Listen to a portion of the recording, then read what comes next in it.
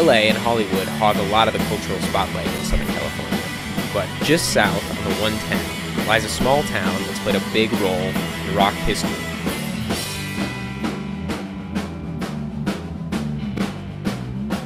Pedro is a mixture of things. The town has some rough spots. The town has a lot of parks.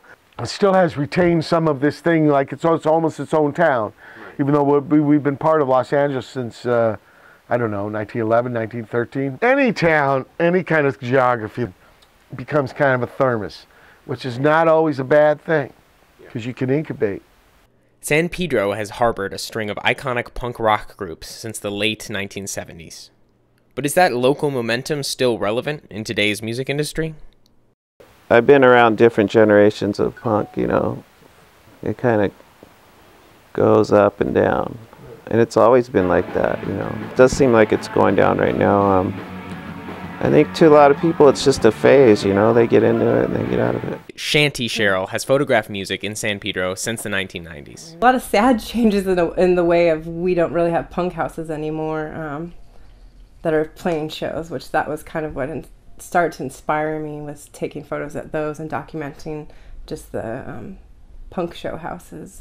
I felt more inspired when I was at houses, just because it was all ages and different types of people, and just the atmosphere was just more inspiring to me than it is at bars.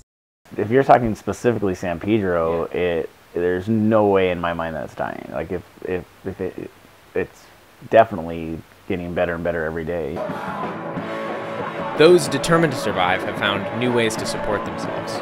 Recess Records reported that their profits are driven by vinyl records, with CD sales outstripped by a margin of 25 to 1. Even cassettes sell better than CDs. Before it was always just like, it's dead, and we didn't even think about it. But then now it just seems like there's some glue involved, and there's not a lot of bucks in it. It's not about a service and a lifestyle. Pedro music people get into music for the music. It's so accessible now, so much different.